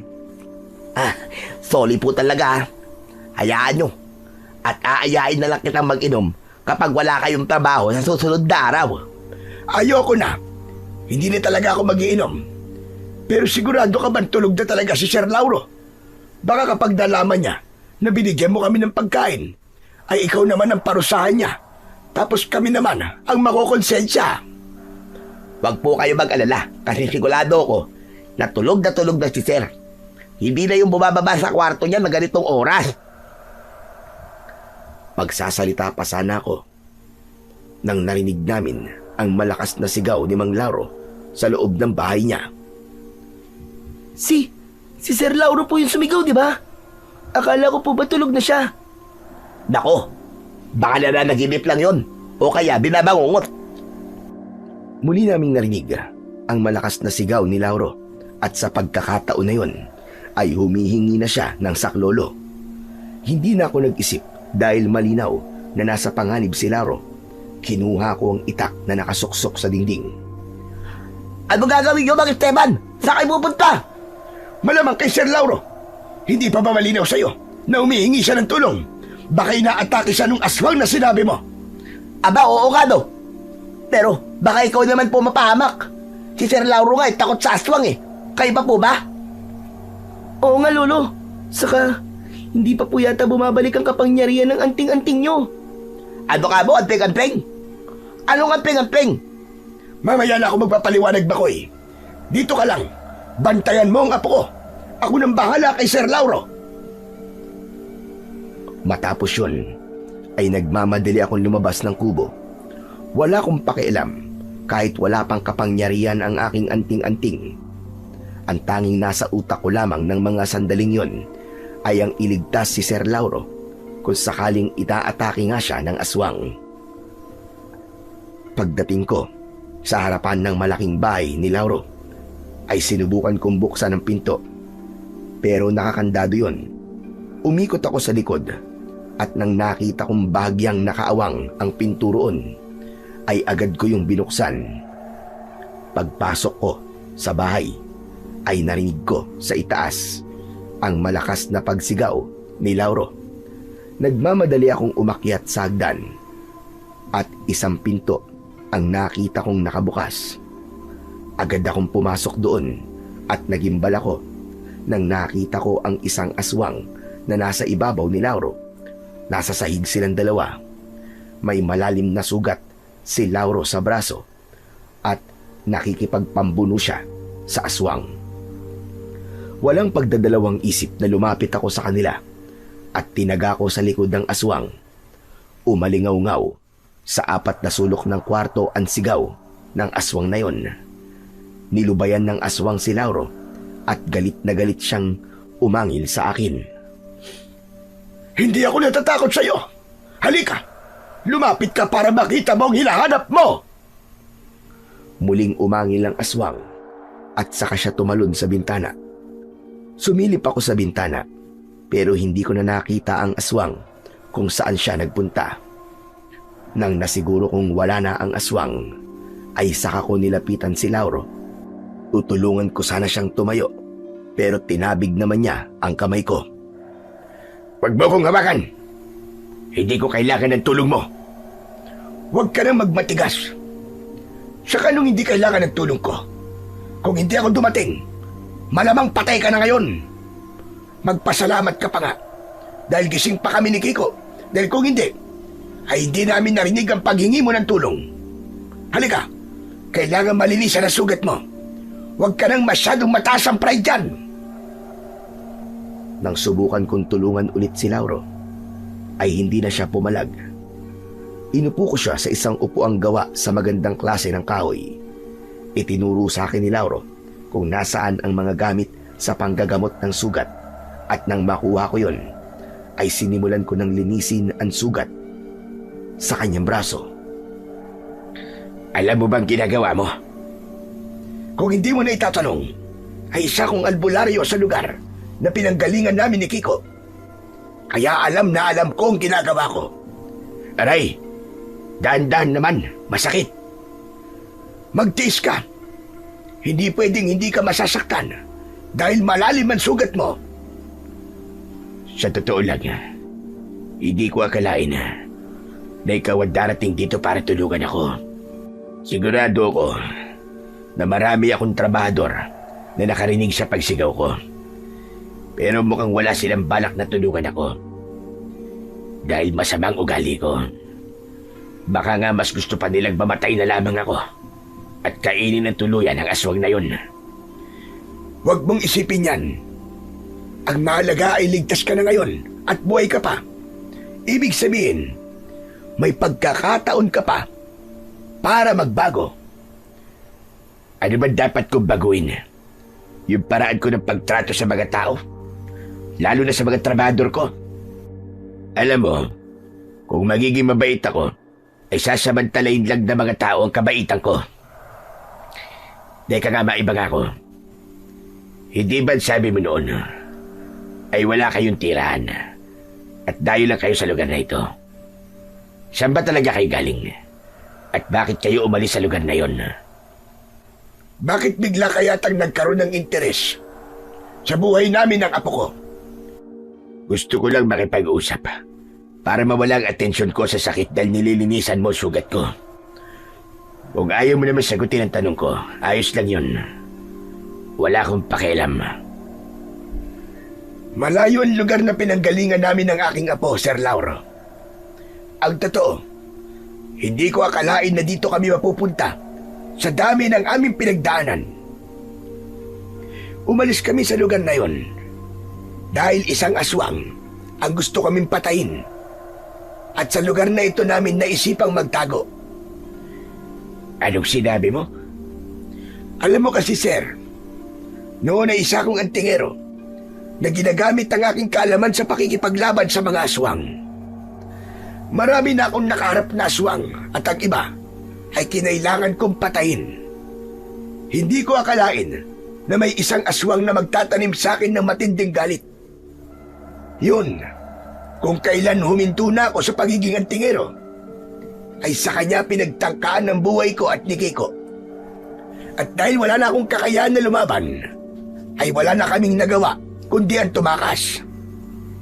Pero kung wala ka ng kakayahan na lumaban, ay bakit mo ko iniligtas kanina? Simple lang ang sagot yan.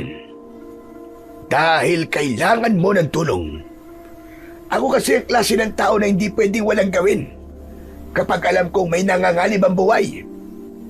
Ano man tingin mo sa sarili mo? Isang bayani? At talagang nagawa mo magpakabayani sa isang tao na dahilan kung bakit buong araw kayong hindi kumain ng apo mo? Dahil naniniwala ako na sa kabila ng ipinapakita mo sa aming lahat, ay meron ka pa rin kabutihan dyan sa puso mo. Natigilan si Lauro sa sinabi ko na para bang ayaw niyang pag-usapan namin ang bagay na yon. Kaya hindi na ako nagtaka nang ibahin niya ang aming pinag-uusapan. Pero alam mo ba, parehas pala tayo ng pinagdadaanan. Yung aswang na umatake sa akin kanina, kilala ko siya. Siya si Berta, isang matandang babae na dating nakatira sa lupang ito. Kailangan ko siyang paalisin nang mabili ko na ito. Hindi ko naman nakalain na isa pala siyang aswang. Naiintindihan kita kung bakit kinailangan mo siyang palayasin sa lupang ito. Pero tandaan mo na may mas maganda at makataong paraan para makuha mo ang gusto mo. Hindi sagot ang karahasan sa lahat ng bagay. Yan ang pakatatandaan mo. Nang sandaling yon, ay biglang dumating si Makoy at si Kiko. Lumapit si Makoy kay Lauro at umakto siya na parang makikipagsuntukan. Palingalinga siya sa paligid. Nasaan? Nasaan ang aswang? Nasaan? Dumigil ka na dyan. Uli ka na. Nakatakas na yung aswang. Sayang! Kung naabutan ko sana siya, malamang maliligo siya na suntok at uppercut ko. Pero hindi ba, ang sabi mo kanina ay huwag tayong aalis sa kubo? Ako pa nga ang pumilit sa'yo na pumunta rito eh.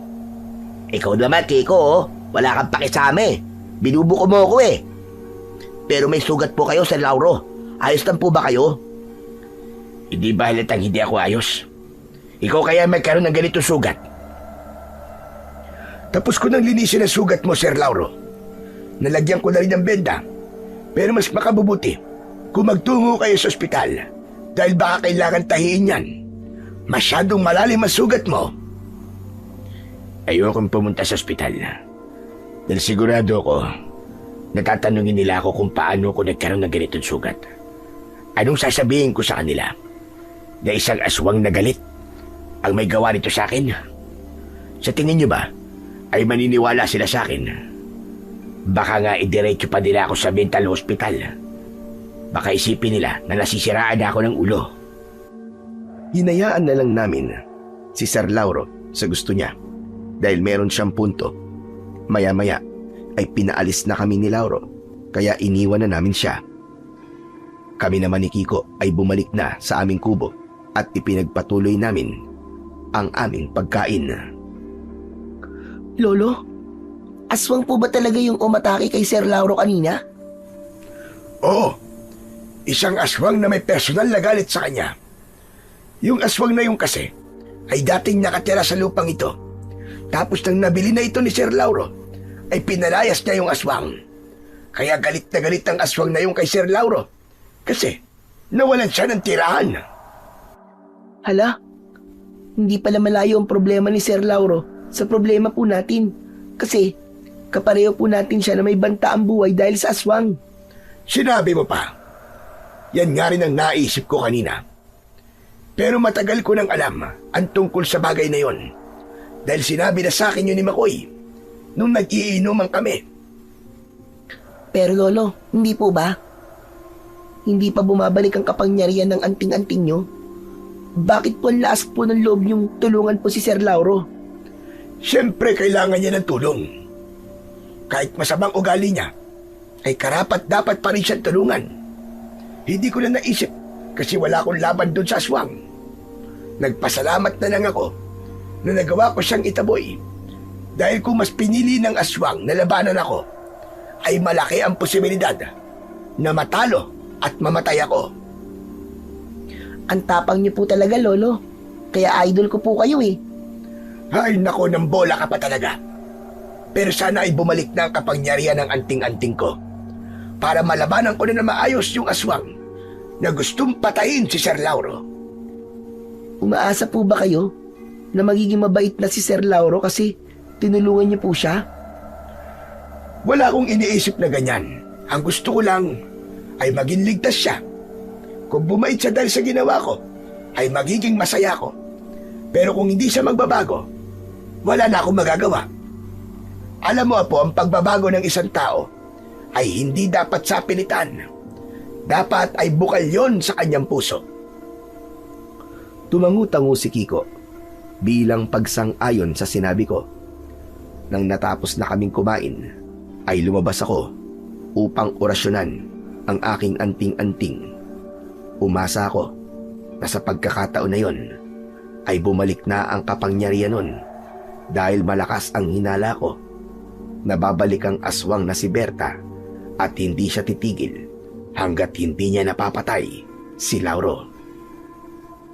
Kinabukasan ng umaga ay naging abala na kami ni Kiko sa pagtatrabaho. Nagpasalamat kami dahil tapos na ang parusa ni Lauro sa amin. Makakakain na kami.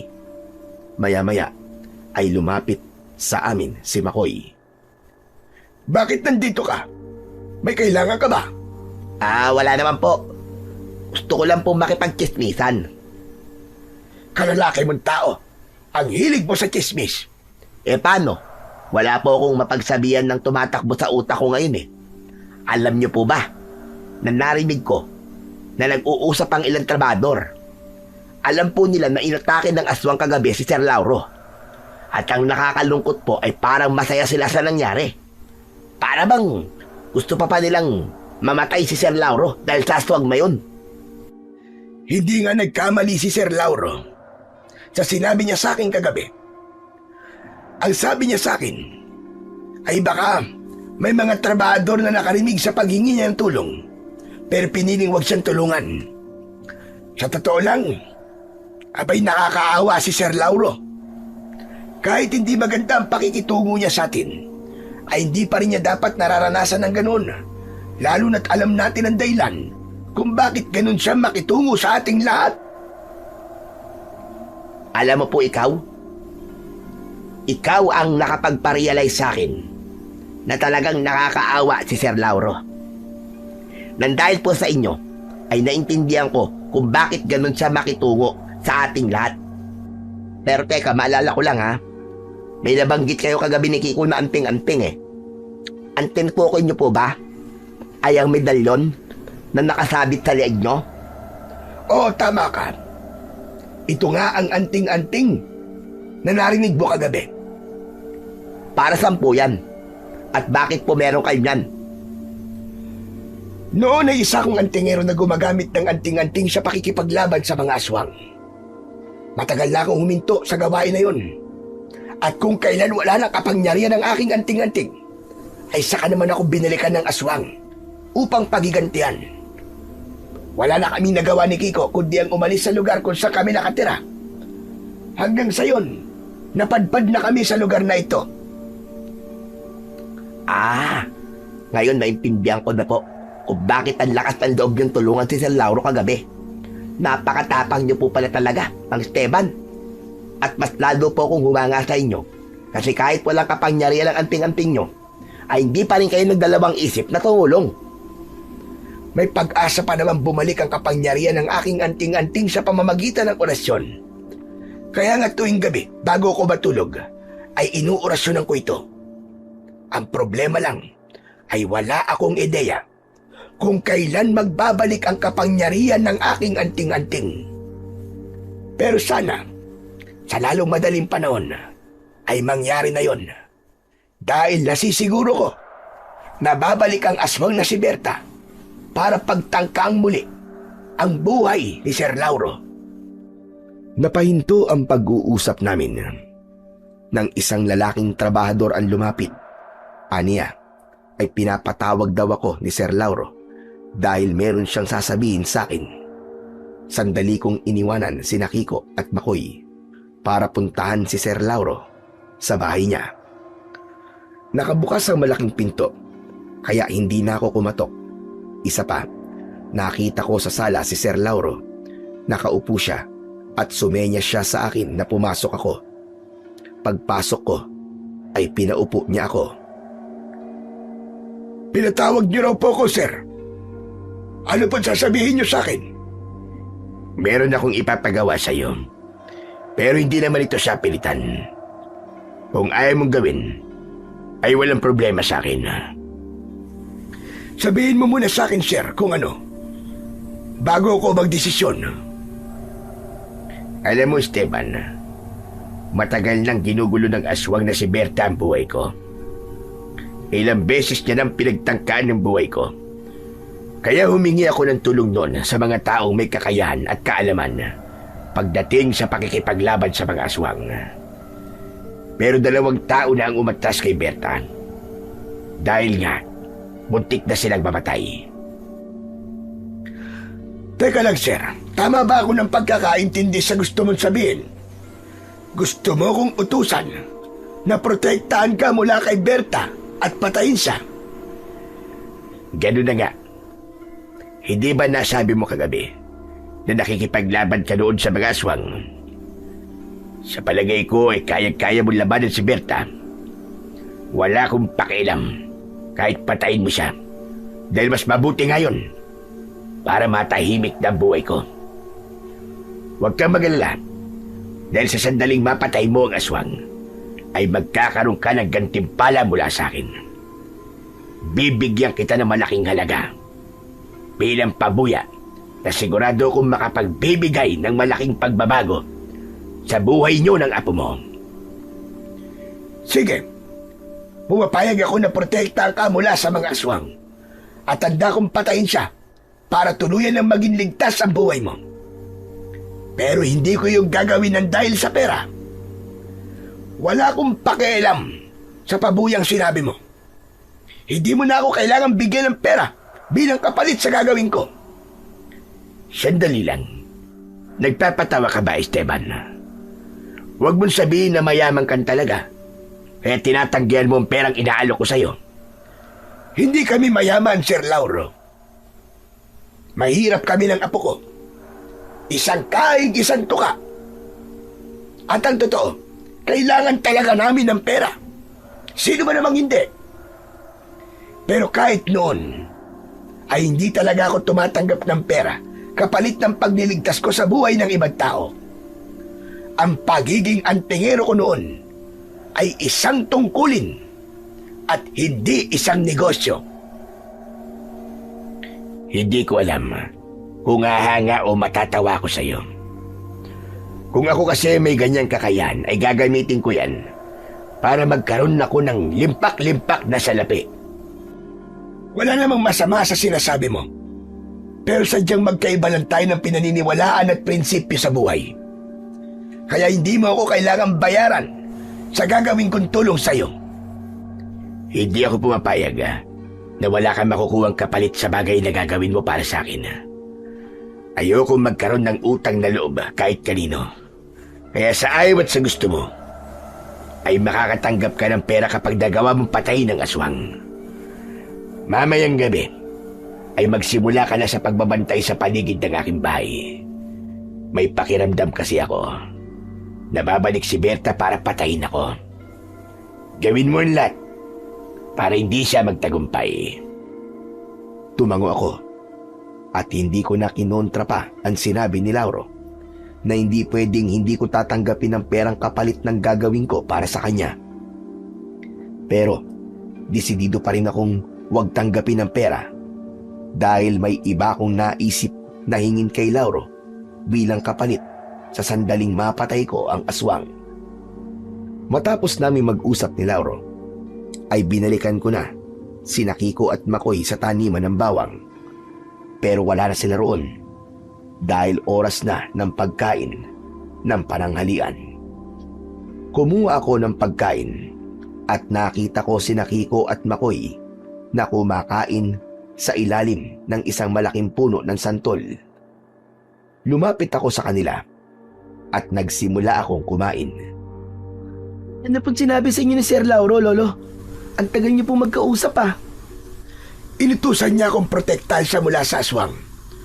Kapag daw nagawa kong patayin ng aswang, ay bibigyan niya ako ng pabuya. Makakatanggap daw ako ng malaking halaga ng pera. Talaga? Sinabi yun ni Sir Lauro? Magkano raw po ang bibigyan niyo sa inyo?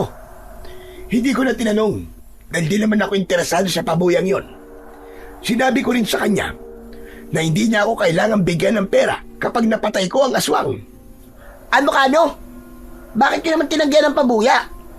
Hindi niyo po ba naisip na kung malaking halaga ang perang ibibigay niya sa inyo ay magiging daan niyo yun para maging maginhawa ng buhay niyo ni Kiko? Pwede na po kayong umalis dito at makapagpatayo ng bahay at negosyo. Alam mo, Makoy, kahit nung aktibo pa ako sa pakikipaglaban sa mga aswang, ay hindi talaga ako naniningil ng pera sa mga taong natutulungan ko. Para sa akin kasi, ay isa yung tungkulin na dapat kong gampanan. Dahil ipinagkatiwala sa akin ng nasa itaas ang ganong kakayahan. Pero huwag kayong mag-alala, kasi meron pa rin akong hihingin na kapalit kay Sir Lauro sa sandaling magtagumpay ako na patayin ng aswang. Anong kapalit naman po ang hihingin mo sa kanya? Sa ngayon ay sa akin muna kung ano man yun. Pero sisiguraduhin ko na lahat tayo ay makikinabang sa kapalit na hihingin ko kay Sir Lauro. Aba. Nakakaintriga naman yung sinasabi mo, Mang Esteban. Bakit kasi ayaw mo pang sabihin sa amin ngayon eh? Mag-iisip pa tuloy ako ng kung ano-ano. Hindi tuloy ako makakatulog sa gabi. Ayoko pang sabihin dahil hindi ko sigurado na mapapatay ko ang aswang, lalo na't wala pa rin kapangyarihan ang aking anting-anting. Ayokong sasabihin ko sa inyo yon, tapos mabibigo naman pala ako sa pinapagawa sa akin ni Sir Lauro. Basta, malalaman nyo rin yon sa oras na mapatay ko na ang aswang. At sigurado ako na lahat kayo ay matutuwa sa kapalit na hihingin ko kay Sir Lauro. Grabe! Ang KJ mo naman! Pero ikaw po ang bahala. Kung ayaw nyo sabihin sa amin, ay hindi ko na kayo pipilitin. Basta galingan nyo, Mang Esteban, ha? Naniniwala ko na may kapangyarihan man o wala ang anting-anting nyo, ay kaya-kaya nyong patayin ang aswang na yon. Isang malalim na paghinga ang pinakawalan ko.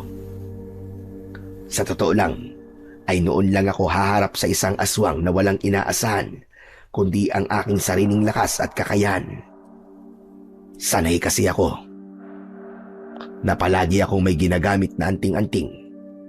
Ganun pa man, naniniwala ko na hindi ako papabayaan ng Panginoong Diyos dahil alam niya na nasa panig ako ng kabutihan. Simula noon ay gabi-gabi na akong nasa labas ng bahay ni Lauro para magbantay. Isang itak ang palagi kong dala. Pagkakain ng hapunan ay doon na ako dumiretso at umuuwi ako kapag sumisikat na ang araw. Habang si Kiko naman ay nasa kubo namin at sinasamahan siya ni Makoy para meron siyang bantay. Isang gabi, habang nasa likod ako ng bahay ni Lauro, ay bumukas ang pinto sa likod ng bahay. Mula roon ay lumabas si Lauro. Nagsindi siya ng sigarilyo at nagsimula siyang hit-hitin yon. Masama sa kalusugan ng sigarilyo. Kung ako sa iyo ay tigilan mo na yan habang maaga pa.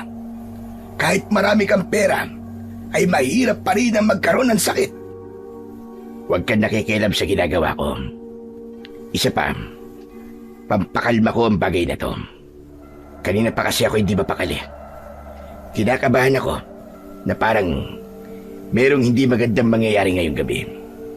Saka napakaalinsangan ng paligid. Nararamdaman mo rin pala yun. Alam mo ba, na kapag biglang naging maalinsangan ng gabi, ay may posibilidad na may aswang na malapit sa iyo. Kaya nga nilalakasan ko ang pakiramdam ko dahil may hinala ako na nasa kung saan lang si Berta. Ang mabuti pa'y pumasok na ako sa aking bahay. Baka bigla siyang umatake sa akin dito. Mas mabuti pa nga, siguraduhin mo na nakasarado ang bintana at pinto ng kwarto mo. Mabuti't pinaalala mo yan. Naiwan ko kasing bukas ang bintana sa kwarto ko dahil nga sa naiinitan ako. Nagmadaling pumasok si Lauro sa bahay niya, habang ako naman ay ipinagpatuloy ang pagbabantay sa paligid. Malakas talaga ang kutob ko na naroon ng aswang. Kung may kapangyarihan sana akong anting-anting, ay madali kong matutukoy ang kinaroroonan niya. Makalipas ang ilang sandali, ay nagulat ako nang narinig ko ang napakalakas na sigaw ni Lauro mula sa kanyang kwarto. Tinawag niya ako at humingi siya ng tulong. Mabilis akong tumakbo, papasok ng bahay ni Lauro. Dumiretso ako sa kwarto niya sa ikalawang palapag at nagimbal ako nang naabutan ko na sinasakal ng aswang si Lauro habang nakasandal siya sa dingding. Nakabukas ang bintana kaya malinaw na pumasok doon ang aswang. Lumingon sa akin ang aswang habang nanlilisik ang mata dahil sa labis na puot na kanyang nararamdaman. Naisip ko na hindi ako maaaring umatake agad dahil baka kung anong gawin ng aswang kay Lauro, dapat ay maging maingat ako sa magiging hakbang ko. Esteban! Esteban, tulungan mo ako! Berta! Ikaw si Berta, tama ba? Nakikiusap ako sa'yo. Pakawalan mo si Lauro. At bakit ko naman pakakawala na walang yang ito? Hindi mo alam kung anong ginawa ng taong ito sa akin. Nang dahil sa kanya ay nawalan ako ng tirahan. Napilitan akong magtago dahil marami nang nakakaalam ng pagiging aswang ko. Sinira niya ang buhay ko at tanging kamatayan lamang niya ang makapagpapatahimik sa akin. Alam kong galit ka sa kanya, pero hindi sagot ang kamatayan niya para matahimik ka. Hayaan mong ang Diyos ang magparusa kay Lauro. Magpakalayo-layo ka na at huwag ka nang bumalik dito kahit kailan. Nagpapatawa ka ba? Wala akong kinikilalang Diyos at hindi mo ako mapipigilan sa gagawin ko. Mabilis na binitiwan ng aswang ang leeg ni Lauro. Nang bumagsak si Lauro sa sahig, ay walang pagdadalawang isip na nilaslas ng aswang ang leeg ni Lauro gamit ang matutulis nitong kuko. Tumalsik ang dugo sa kung saan-saan. Agad na sinapo ni Lauro ang kanyang leeg gamit ang kanyang kamay. Pero hindi pa roon natapos ang aswang dahil itinaas niya ang kanyang isang kamay para muling saktan si Lauro. Mabilis na akong tumakbo para iligtas si Lauro. At habang tumatakbo ako, ay hindi ako makapaniwala na naramdaman ko ang bagyang pag-init ng aking anting-anting. Isa yung malinaw na senyales na bumalik na ang taglay nung kapangyarihan. Natuwa ako dahil muli kong naramdaman ang paggapang ng kakaibang lakas at enerhiya sa aking buong katawan. Bago pa muling masaktan ng aswang si Lauro, ay nahawakan ko ang isa niyang kamay. Hindi siya makapaniwalang tumingin sa akin. Sinabihan na kita kanina. Binigyan na kita ng pagkakataon para umalis. Pero hindi ka nakinig sa akin. Kaya pasensya na kung kailangan ko tong gawin sa'yo. Inundayan ko ng saksak sa tiyan ng aswang. Nagpumiglas siya. At nang makawala siya, ay sinunggaban niya ako. Mabilis naman akong nakaiwas. Umikot ako sa kaliwa ng aswang at mula roon ay itinarak ko ang itak sa gilid ng leeg ng aswang. Napamaang ang aswang sa bilis ng pangyayari. Tila hindi siya makapaniwala na sa napakaikling sandali ay nagawa kong tapusin ang kanyang buhay. Nang hugutin ko ang itak sa leeg ng aswang, ay agad siyang bumagsak sa sahig. Nalungkot ako sa aking ginawa. Alam ko na tuluyan ng binalot ng galit ang puso ni Berta, kaya niya yun nagawa. Pero wala na akong ibang mapagpipilian kundi ang paslangin siya upang iligtas ang buhay ni Lauro. Matapos ang pakikipaglaban ko sa aswang, ay nilapitan ko si Lauro na tila naghihingalo na. Hinubad ko ang aking damit at yun ang ipinantakip ko sa sugat niya sa leeg. Mabuti na lang at dumating si Makoy. Pinagtulungan naming buhatin si Lauro hanggang sa naisakay na namin siya sa kanyang sasakyan. Si Makoy ang nagmaneo hanggang sa nakarating na kami sa ospital. Mabuti na lang at nagawa pa ring makaligtas ni Lauro mula sa nangyari sa kanya. Ilang araw siyang walang malay sa ospital at makalipas ang 3 araw ay doon na siya nagising. Ako, si Kiko at si Makoy ang nasa tabi niya nang nagising siya. Mabuti naman po at nagising ka na, Sir Lauro.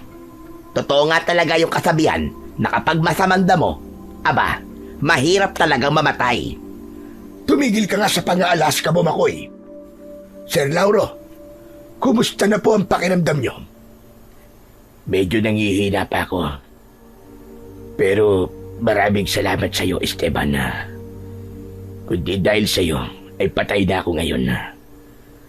At dahil napatay mo na ang aswang, ay matatanggap mo kagad ang perang ipinangako ko. Hindi ko matatanggap ang perang yon. Pero meron akong hihilingin na ibang kapalit sa'yo. Ano yun, Esteban? Sabihin mo. At kung kaya kong ibigay, ay ibibigay ko sa'yo. Ang gusto ko sana, Lauro, ay simulan mo nang magbago. Alisin mo na ang galit sa puso mo. Alam kong hindi naging maganda ang karanasan mo nung bata ka pa. Pero hindi yun dahilan para gawin mo naman sa iba ang naranasan mo nung paghihirap sa mga taong nakapaligid sa iyo ngayon. Wala kaming kinalaman sa hindi magandang naranasan mo. At sana ay maunawaan mo na mas magiging masaya at magaan ang buhay mo kung alam mong lahat ng taong nakapaligid sa iyo ay merong pagmamahal sa iyo. At mangyayari lamang yon kung unti-unti kang magbabago. Hindi umimik si Lauro. Tumalikod siya na parabang ayaw na niyang makipag-usap. Nalungkot ako dahil mukhang sa kabila ng mga nangyari sa kanya ay mas pinili pa rin niyang manatili ang galit sa kanyang puso.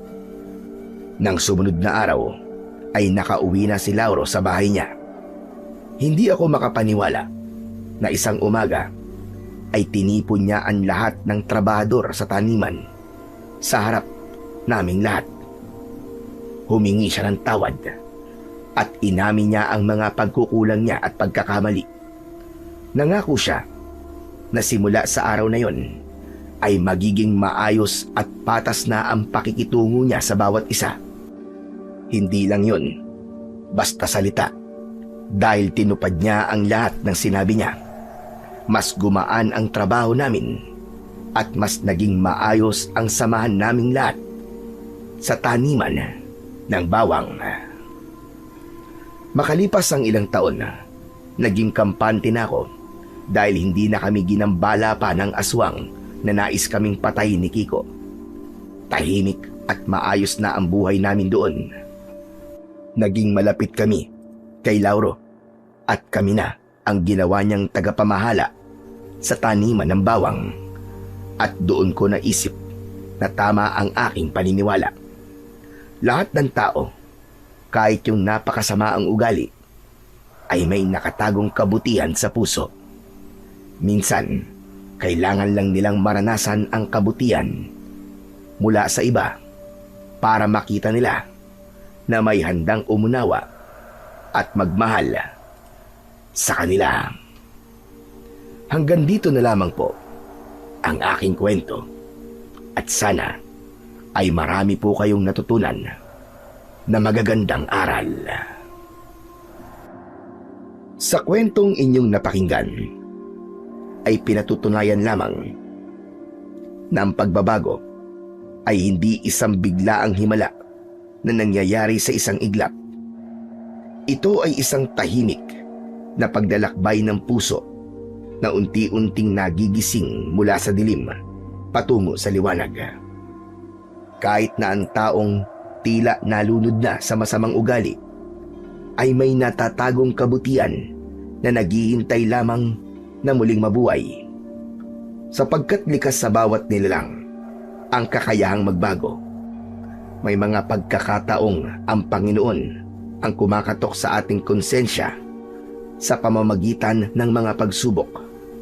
At may mga sandali namang gumagamit siya ng isang tao, isang kaibigan, isang estranghero, o maging isang kaaway upang ipaalala na may mali sa ating tinatahak na landas. Sa mga paalalang yon, unti-unti nating nauunawaan na ang pagbabago ay hindi ipinipilit mula sa labas. Ito ay binubuksan mula sa loob. Kapag handa na ang puso na tanggapin ang katotohanan, hindi hadlang ang nakaraan, hindi rin hadlang ang mga pagkakamali, sapagkat ang biyaya ng Diyos ay laging nagbibigay ng panibagong pagkakataon upang tayo ay magsimulang muli. Sabi nga sa 2 Korinto, Kabanata 5, Talata 17, kaya't ang sinuman na nakay Kristo, siya'y bagong nilalang. Ang mga dating bagay ay lumipas na. Narito, sila'y naging bago. Sa huli, ang tunay na pagbabago ay hindi lamang pagtalikod sa mali, kundi pagyakap sa mas mabuting sarili na matagal nang naghihintay na makilala mo. Walang taong tuluyang masama kung may pagnanais siyang magbagong loob, sapagkat ang liwanag ng Diyos ay kayang tumagos kahit sa pinakamadilim na bahagi pa ng ating pagkatao. Maaaring dumaan tayo sa mga panahong punong-puno ng pagkakamali, pagkaligaw at pagdududa. Ngunit darating ang sandali na mauunawaan natin na ang pagbabago ay hindi regalo na ibinibigay lamang sa iilan. Ito ay biyayang iniaalok sa lahat. At kapag pinili mong magbago, hindi lamang ang iyong buhay ang nagiging bago. Nagiging patunay ka rin na ang pag-asa ay laging buhay, na ang puso ay kayang gumaling, at na ang bawat pagtatapos ay maaaring maging simula ng mas makabuluhang kwento ng ating panibagong pakikipagsapalaran sa buhay.